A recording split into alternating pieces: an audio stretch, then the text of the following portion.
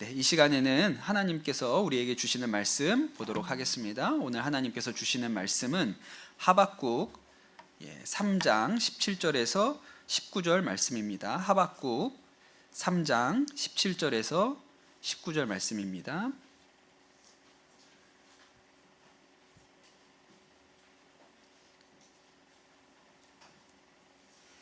네, 제가 읽도록 하겠습니다.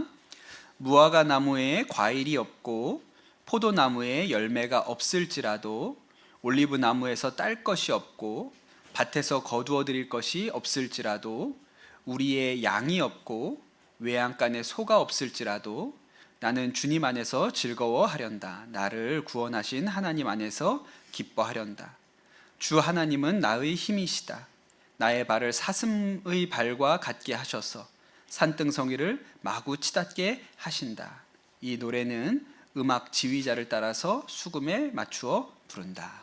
아멘. 하나님의 말씀입니다.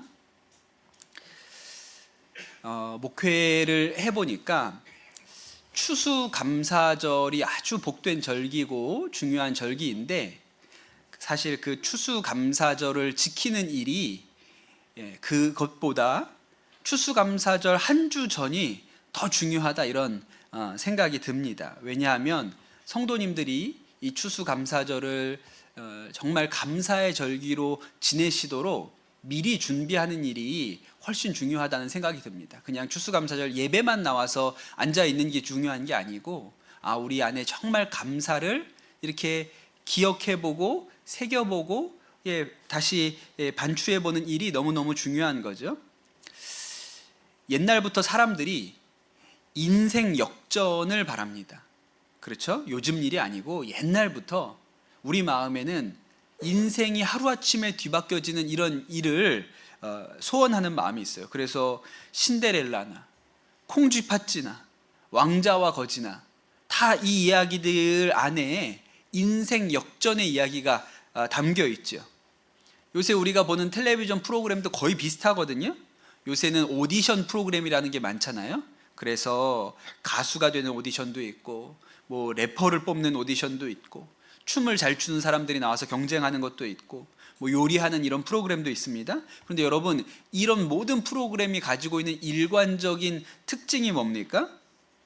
무명의 누군가가 그 대회에 나와서 1등해서 그의 인생이 뒤집어지는 일을 보고 싶은 거예요. 최근에 인기 있었던, 제가 재밌게 봤던 흑백 요리사도 그런 거잖아요. 일부러 흑수저 요리사와 백수저 요리사를 나눠 놓고 흑수저 요리사가 백수저 요리사를 꺾고 우승하는 장면을 보면서 우리 안에 저 인생이 역전되는구나, 이런 통쾌함을 주려고 하는 것이죠. 스포츠를 볼 때도 어떤 경기가 가장 묘미가 있고 인상적인 경기입니까? 역전승이죠. 뒤집어지는 거예요. 그래서 야구 좋아하는 이유가 9회 말 투아웃에서도 경기를 뒤집을 수 있기 때문에 그런 것이죠. 그래서 사람들이 우리 인생의 역전을 꿈꿉니다. 그래서 복권을 사기도 하고, 또 요새는 주식이나 코인 투자하면 인생 역전된다, 그런 얘기들을 많이 듣죠. 그러면서 우리 마음이 기대하는 것은 우리의 환경이, 우리 인생의 환경이 좀 바뀌었으면 좋겠다, 그렇게 생각을 합니다. 거지에서 왕자가 되는 그런 환상을 가지고 있는 것이죠. 그런데 여러분, 지금 당장이라도 우리 인생의 역전이 가능합니다. 환경을 바꾸는 것이 아니고 우리의 마음을, 관점을 바꾸면 인생 역전이 가능하죠. 여러분, 이스라엘과 블레셋이 전쟁을 하고 있었어요. 근데 블레셋에서 골리앗이라는 장수가 나왔습니다. 우리가 알고 있죠. 골리앗이 엄청나게 큰 사람이에요. 거인이라 그랬습니다. 성경에 골리앗의 키가 6규빗이라 그랬거든요. 여러분, 6규빗이면 대충 얼마쯤 될 것 같아요?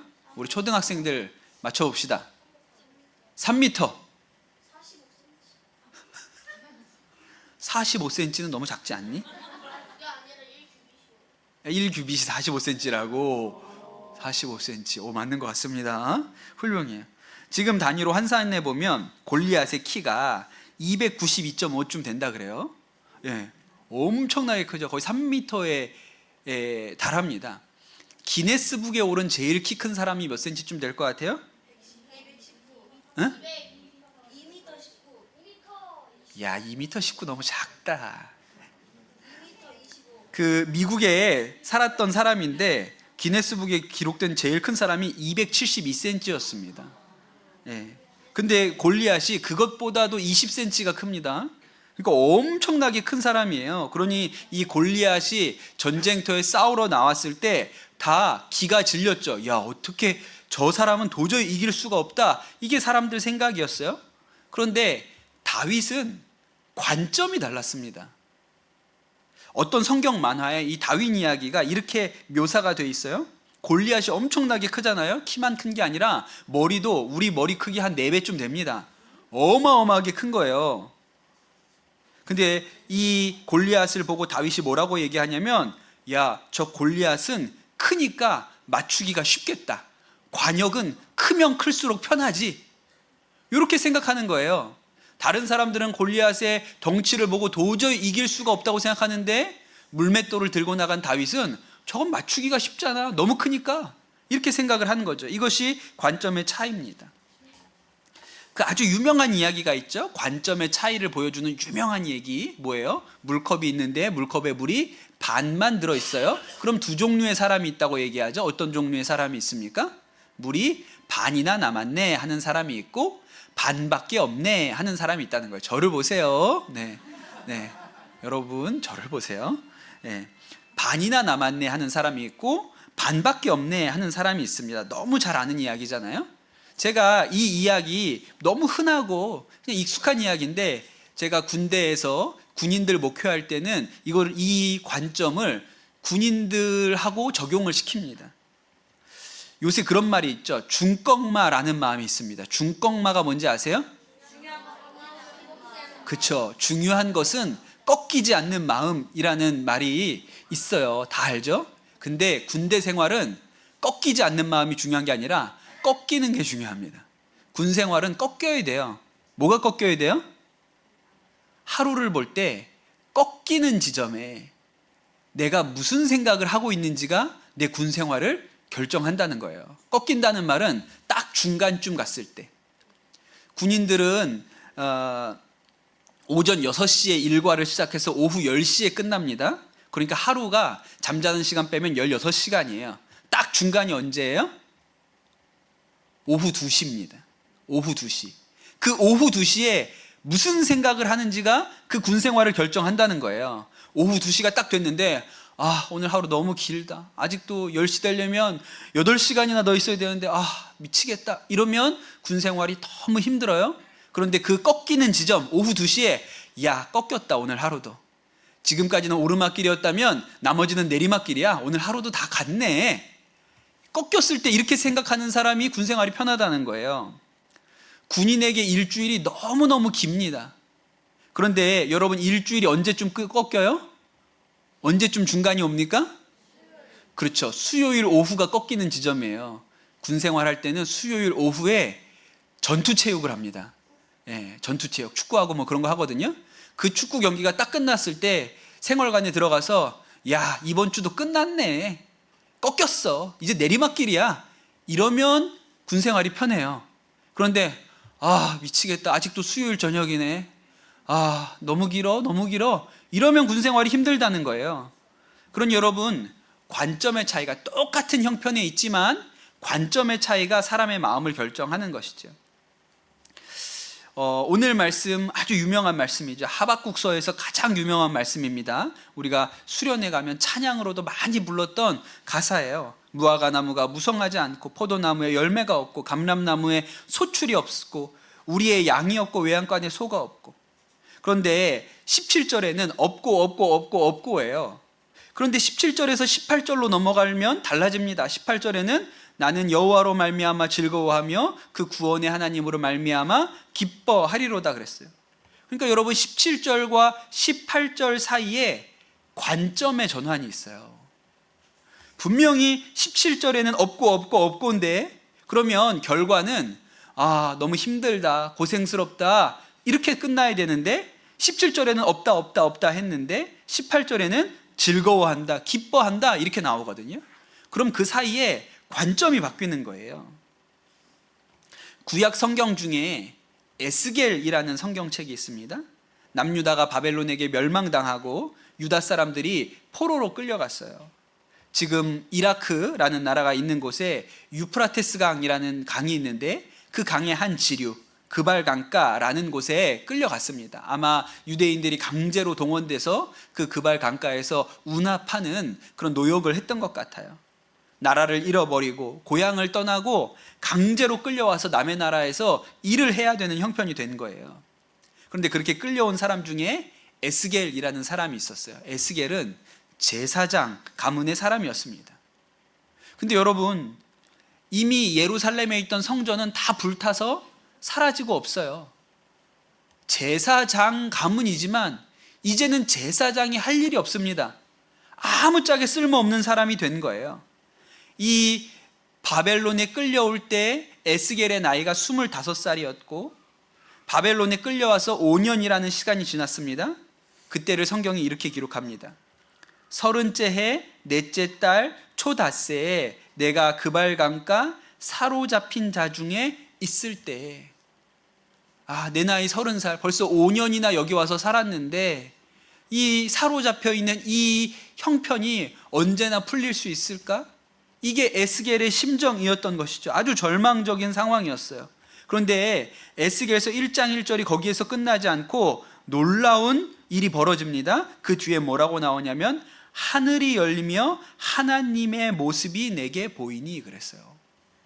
그러니 에스겔이 지금 딛고 선 이 땅은 포로로 끌려와 있는 땅이고 강제로 노역을 해야 되는 땅이고 자신의 인생이 완전히 망가져 있고 무너져 있는 땅인데 그 자리에서 어떤 일이 벌어졌다고요? 하늘이 열렸다는 거예요. 그 자리에서 하늘이 열리고 하나님의 모습이 보였습니다. 에스겔에게 하나님의 환상과 비전이 임했어요. 그런데 제가 오늘 여러분한테 단언하여 말씀드립니다. 오늘 우리에게도 하늘이 열릴 수 있습니다. 오늘 우리에게도 하늘이 열릴 수 있어요. 어떻게 하면 하늘이 열립니까? 상황이 달라진 것이 없지만 관점이 달라지면 하늘이 열립니다. 하늘이 열리는 열쇠가 뭐라고 생각하세요? 여러분, 우리 마음 안에 감사가 있으면 관점이 달라져요. 감사는 우리의 인생을 보는 관점을 바꾸는 열쇠입니다.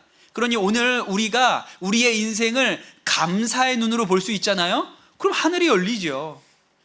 하늘이 열리는 것이 어려운 일이 아니고 오늘 우리에게 하늘이 열릴 수 있는 거예요. 제가 강화도에서 군목으로 있을 때 금요일 밤이면 금요일 밤마다 야간 위문을 다녔어요. 강화도라는 섬이 북한하고 아주 가까이 있어서 그 강화도 섬 전체를 해병들이 밤새도록 지킵니다. 그럼 제가 하는 일은 그 초소에 나가서 지키고 있는 병사들을 한 명 한 명 찾아가서 초코파이 주고 캔커피 주고 가서 손잡고 기도해 주고 그렇게 하는 일이 제 임무예요. 그걸 금요일 밤마다 합니다. 해안선에 가서 그렇게 병사들을 만나죠. 그 밤중에 교회 스타렉스를 타고 그 흩어져 있는 초소들을 찾아다니는 거예요. 그런데 강화도 이렇게 북쪽은 민통선이라서 그 해안선에 있는 초소를 가기가 어렵습니다. 비포장도로에 농로에 이렇게 좋지 않은 길들을 다녀야 돼요. 한 번은 위문을 하려고 차를 몰고 갔어요. 이제 저는 차에서 내려가지고 저 초소까지 걸어 올라가서 병사들을 만나고 내려오는데 우리 그 자동차를 운전하던 군종병이 이제 그 1차로 차 한 대만 간신히 지나갈 수 있는 도로거든요. 그러니까 저기 어디 가가지고 넓은 데서 차를 돌려서 와야 되는데 얘가 거기까지 가서 돌려오는 게 귀찮은 거예요. 그래서 1차로밖에 안 되는데 자기가 서커스 단원도 아닌데 거기서 차를 돌리려고 이렇게 하다가 차가 논두렁에 빠졌습니다. 한밤중에. 근데 차가 아예 논두렁에 처박힌 건 아니고요. 돌리다가 길이 이렇게 있으면 차가 이렇게 서가지고 차의 바닥이 이렇게 턱에 단 거예요. 그래서 가보니까 차가 하늘을 향해서 날아가려고 이렇게 서 있어요. 저 차가 북녘 땅으로 날아가고 싶은 모양이다. 이렇게 차가 하늘을 향해서 날아가려고 이렇게 논두렁에 이렇게 서 있는 거예요. 가서 보니까 당황스럽죠. 이거 어떻게 해야 되지? 큰일 났다 이런 생각이 들어요. 한밤중에 뭐 새벽 1시, 2시 이렇게 된 시간에 민통선 아니에요. 그리고 이거 어떻게 해결합니까? 그래서 차는 버려두고 제일 가까운 소대까지 걸어왔죠. 방법이 없으니까 걸어왔어요. 걸어오는데 제 마음에 얼마나 짜증이 나는지, 도대체 이게 뭔 짓이야 이러면서 얼마나 짜증이 나는지.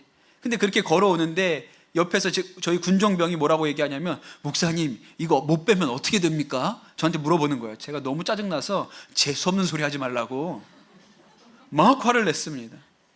그리고 그 밤중에 그렇게 차가 사고가 났다는 얘기를 듣고 그 중대장이 또 찾아온 거예요. 연락을 받고 온 거예요. 그러니까 저는 너무 죄송하고, 근데 또 중대장이 이제 상황을 보고 또 중대에다 연락을 해서 로프 가져오라, 꺼내보자.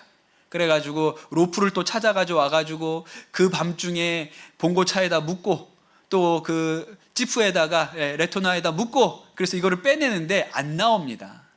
이게 왜냐면 각이 없잖아요. 길은 이렇게 돼 있는데 차는 이렇게 섰으니까 이걸 끌어낼 수 있는 힘이 안 받아요. 그래서 그 밤중에 5만 사람이 다 나와서 차 뺐다고 고생을 하다가 결국 못 빼고 안 되겠다 그랬어요. 그래서 제가 그 봉고차는 버려두고 그 군용 레토나를 타고 그냥 집으로 돌아왔습니다. 돌아오는 내내 얼마나 짜증이 나는지. 그리고 내일 날이 밝으면 그 보험사에다 연락해가지고 레카차 불러서 꺼내라고 하는데, 제 생각에는 레카차가 와도 못 꺼낼 것 같아요. 왜냐면 각이 없으니까. 큰 크레인이 와야 되나? 아예 이렇게 들어가지고 이렇게 돌려놔야 되나? 별의별 생각이 다 들어요. 그럼 돈은 얼마나 들까? 제가 얼마나 이 일이 신경이 쓰이는지 돌아와서 누웠는데 잠이 안 오더라고요. 꿈을 꿨는데 자동차 빼는 꿈을 꿨어요. 꿈에서도 차가 안 빠졌습니다. 이게 자동차에 눌린 건지 가위에 눌린 건지 온몸을 움직일 수 없이 그렇게 막 깜짝 놀라가지고 잠에서 깨고 그랬어요. 그리고 아침이 됐습니다. 보험회사에다가 연락을 해서 그 레카차를 불렀어요. 어떻게 됐을까요? 금방 빼더라고요. 아니, 하나도 어렵지 않게 금방 빼요. 야, 역시 선수들은 다르구나 그랬습니다. 그런데 딱 그날이 어느 날이었냐면 토요일이죠. 금요일 날 차가 빠졌으니까 토요일이거든요. 다음 날 주일이 추수감사절인 거예요. 근데 제가 그렇게 차를 빼가지고 차를 가져와서 이제 교회에 와가지고 잘 됐다 그러고 설교를 준비하려고 딱 앉았는데, 그때 번뜩 하나님이 주시는 생각이, 어제 그 차 빠진 자리가 네가 감사할 자리였어. 어제 그 차가 빠져있는 그 자리가 짜증내고 근심하고 화낼 자리가 아니고 그 자리가 바로 감사할 자리였어. 왜? 군종병 안 다쳤잖아. 차가 도랑에 처박혔는데 군종병 안 다쳤잖아. 그 자리에서도 감사할 게 있지 라고 하나님이 제 마음을 깨닫게 해주시는 거예요. 그러니 여러분, 오늘 이 시간에도 여러분의 인생에 하늘이 열리는 일이 있을 수 있습니다. 여기가 감사의 자리구나. 오늘 되는 일이 하나도 없는 것 같은데, 그런데 오늘 이 자리가 감사의 자리구나 라고 깨달아지면 우리 인생에 하늘이 열리게 되는 것이죠. 여러분, 농사가 잘 되고 부족한 것이 없고 먹을 것이 넘쳐나면 왜 찬양 못하겠습니까? 그런데 오늘 하박국 선지자는 아무것도 가진 것이 없는 상황에서 하나님을 찬양한다고 했어요. 이것이 관점의 차이죠. 작년에 우리가 추수감사절 맞아가지고 100가지 감사를 적어보자고 제가 처음 권면을 했고, 우리 많은 성도님들이 100가지 감사를 적어 오셨습니다. 그래서 올해도 또 하려고 해요. 여러분, 또 100가지를 또 어떻게 좀 한 번만 하고 말지, 목사님은 또 왜 또 이번에도 100가지 자꾸 그러시면 내년부터는 101가지 102가지로 늘릴 거니까 그냥 100가지일 때 감사하고 쓰세요. 그런데 여러분, 이 100가지 감사를 우리만 하는 게 아니고 많이 합니다. 예, 많이 해요. 군대에서도 하고요. 근데 또 어디서 열심히 하냐면 이 100가지 감사에 완전히 꽂힌 데가 있어요. 어디서 꽂혔냐면 법무부에서 꽂혔습니다. 그래서 해마다 교정시설, 교도소, 구치소에서 수감자를 대상으로 100가지 감사 공모전을 합니다. 2022년 서울 남부교도소에서 시작을 했대요. 근데 남부교도소에서 했는데 너무 이 일이 반응이 좋고 그런 거예요. 그래서 전국으로 확대해서 전국 55개 교정시설에서 다 이 공모전을 합니다. 재밌어요. 이만큼 탁월한 교정 교화 프로그램이 없다. 예, 그렇게 얘기를 합니다. 그래서 이 교도소에서 하는 공모전의 1등 최우 수상은 상금이 100만 원 플러스 가족 면회. 재밌죠?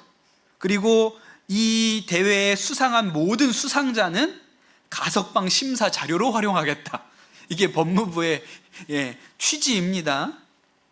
작년에 이 100가지 감사를 써서 수상하신 한 수감자의 감사가 있는데, 그분이 100가지 감사를 쓰고 나서 소감을 남긴 글을 제가 읽어드릴게요. 이렇게 소감을 남겼어요. 저는 감사라는 말은커녕 뜻도 모르고 살았습니다.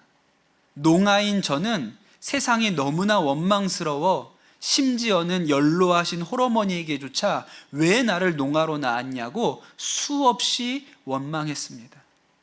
그 누구에게도 감사하는 마음을 전혀 모르고 살았습니다. 그런 와중에 저의 실수로 교도소에 수감이 되어 의미 없는 하루하루를 보내게 되었습니다. 그러다가 어느 날 감사 쓰기 공모를 보게 되었고, 처음엔 그냥 남는 시간을 때우기 위해서 하나하나씩 써보기 시작했습니다. 한 달, 두 달 쓰면서 무엇인가 가슴속에 뜨거운 감정이 생기기 시작했습니다. 점점 감사하다는 마음이 무엇이고 누구에게 무엇을 감사해야 되는지 생각이 나기 시작했습니다. 사랑하는 어머니와 형, 동생, 그 밖의 지인들 모두에게 감사하다는 마음이 생기기 시작했습니다. 농아인이기 때문에 감사 표현이 소홀했다는 것은 핑계라는 생각이 들었습니다. 이렇게 말이 아닌 글로써 감사를 얼마든지 표현할 수 있다는 것을 깨달았습니다. 그래서 가족들에게 먼저 감사 편지를 써서 보냈습니다. 그 후 가족들을 대하는 태도가 달라졌습니다. 가족들이 접견을 와서 저를 대하는 분위기도 많이 달라지고 가족의 정을 충분히 느낄 수 있었습니다. 이런 것이 감사 쓰기의 효과로구나 하는 생각이 들었습니다. 감사 쓰기를 통해서 달라진 제 모습을 발견하고 자신과 희망을 안고 살게 되었습니다. 앞으로 감사 쓰기를 생활화하며 살아갈 나 스스로의 인생이 많이 기대되고 설레입니다. 그랬어요. 그러니 교도소에서 무슨 일이 벌어졌을까요? 하늘이 열렸잖아요. 교도소에서 내 인생을 감사라는 관점으로 다시 보기 시작하니까 하늘이 열린 것이죠. 아주 유명한 이야기입니다. 1954년에 인종차별이 아주 심했던 미국의 미시시피주에서 아주 지독하게 가난한 마을에서 태어난 한 흑인 아이가 있었습니다. 가난한 미혼모에게 태어나서 어머니가 키울 수 없다고 해서 할머니의 손에서 자랐어요. 그런데 할머니도 그렇게 따뜻한 분은 아니었는지 매일매일 할머니한테 매를 맞으면서 그렇게 자랐다고 했습니다. 9살이 되었을 때는 사촌 오빠에게 성폭행을 당했고, 14살에 처음으로 미숙아를 낳아서 미혼모가 되었는데 그 아이가 태어난 지 2주 만에 죽었습니다. 그 후로도 어머니의 남자친구나 친척 아저씨들에게 끊임없이 성적 학대를 받았고, 20대 초반에 가출해서 마약을 복용해서 하루하루 지옥 같은 인생을 살았습니다. 한때 살고자 하는 의욕이 전혀 없을 때는 몸무게가 107kg까지 늘어났어요. 사생아였고 흑인이었고 가난했고 뚱뚱했고 미혼이었고 마약 중독자였습니다. 그러니 정말 비참한 인생이라고 누구나 할 만한 그런 삶이었죠. 그런데 그녀의 삶을 변화시킨 2가지의 도구가 있었다는 거예요. 하나는 책 읽기고, 2번째는 감사일기라고 했어요. 어릴 적부터 책 읽는 거 좋아했는데 친구가 없어서 강아지한테 성경을 읽어줬다 그랬어요. 그리고 언제부턴가 감사일기를 쓰기 시작했는데 하루 동안 감사한 일 5가지를 생각해서 일기장에 썼습니다. 그 감사일기를 하루도 빼놓지 않고 썼다는 거예요. 감사의 내용은 대단한 게 아니었죠. 오늘도 잠자리에서 일어날 수 있게 해주셔서 감사합니다. 오늘 유난히 눈부시고 파란 하늘을 보게 해주셔서 감사합니다. 점심때 맛있는 스파게티를 먹게 해주셔서 감사합니다. 얄미로운 짓을 한 동료에게 화내지 않을 수 있게 해주셔서 감사합니다. 좋은 책을 읽었는데 이런 좋은 책을 써준 작가에게 감사합니다. 이런 일들을 썼어요. 그리고 그녀의 인생이 바뀌기 시작합니다. 이게 누구 얘기예요? 오프라 윈프리의 이야기예요. 오프라 윈프리, 세계적으로 가장 영향력 있는 흑인 여성. 오프라 윈프리라는 자신의 이름을 건 토크쇼를 25년 동안 했고, 제가 알기로는 흑인 여성 중에 가장 부자이기도 합니다. 오프라 윈프리가 이렇게 얘기했어요. 감사 일기를 쓰면서부터 내 인생은 완전히 달라졌다. 나는 비로소 인생에서 가장 소중한 것이 무엇인지, 삶의 초점을 어디에 맞춰야 하는지를 알게 되었다. 여러분, 감사가 우리 인생을 들여다보는 관점을 바꾸는 가장 중요한 열쇠예요. 여러분, 오늘 우리에게 하늘의 문이 열릴 수 있습니다. 에스겔이 그발 강가에서 하늘이 열리는 것을 봤는데, 그 일이 먼 미래에 우리가 어느 곳에 가서 일어나는 일이 아니고 오늘 일어날 수 있죠. 감사로 우리의 인생을 보는 관점이 바뀌면 하늘이 열립니다. 여러분, 다음 주 우리가 추수감사절을 이제 준비하고 기다리는 한 주간이 될 텐데, 여러분 안에 감사의 눈이 열리는, 하늘의 문이 열리는 놀라운 은혜가 있게 되시기를 축복합니다. 우리 주신 말씀 붙들고 이 시간 같이 기도하도록 하겠습니다. 하나님, 우리가 추수감사절을 준비하면서 기다리면서 하나님, 우리의 인생을 보는 관점이 바뀌게 하여 주시옵소서. 우리가 하나님 앞에 늘 환경을 바꿔달라고, 상황을 바꿔달라고 기도하는데, 하나님 먼저는 우리의 눈을 바꿔주십시오.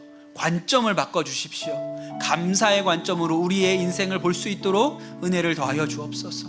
그리하여 우리가 있는 그 자리에서 하늘이 열리는 것을 보게 하여 주시옵소서. 이 시간 합심해서 기도하겠습니다. 주님, 해마다 우리가 추수감사절을 맞습니다. 하나님, 이 일 가운데 하나님의 놀라운 뜻이 있음을 우리가 깨닫게 하여 주시옵소서. 우리가 우리의 인생을 감사의 눈으로, 감사의 관점으로 새롭게 볼 수 있는 믿음의 힘이 있게 하여 주시옵소서. 하나님, 에스겔이 포로로 끌려가 그발 강가에서 강제 노역을 하던 그 시절에 그에게 하늘이 열리고 하나님의 모습을, 그 환상을 보게 되었는데, 하나님, 동일한 일이 우리에게도 일어나게 하여 주시옵소서. 우리가 한 주간 100가지 우리 인생에 감사를 적을 때 하나님, 우리에게도 하늘이 열리고 하나님이 보여주시는 환상이 임하는 놀라운 은혜가 있게 하여 주시옵소서. 그리하여 하나님, 누구보다 이 추수감사절이 복되고 기쁜, 하나님, 우리의 인생이 바뀌는 절기가 되도록 축복하여 주옵소서. 감사합니다. 모든 말씀 우리 주 예수 그리스도의 이름으로 기도드립니다. 아멘.